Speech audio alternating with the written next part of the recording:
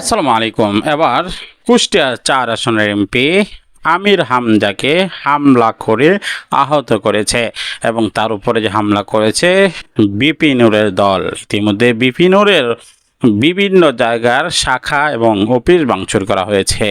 পাল্টাপাল্টি হামলায় মেতে পড়েছেন সরকারি এবং বিরোধী দল এবং জোট দলের নেতাকর্মীরা।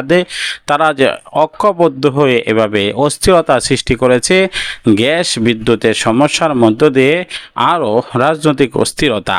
আমরা দেখব যে কিভাবে হামলা করা হয়েছে আমির হামজার উপর এবং আমির হামজা সর্বশেষ কি বলছে এবং স্থানীয় নেতাকর্মীদের মধ্যে যে ক্ষোভ, তাদের যে বক্তব্য, সব বিষয় আপনাদের মাঝে তুলে ধরবো। না টেনে লাইক করে ভিডিওটি শেষ পর্যন্ত দেখতে রাখুন।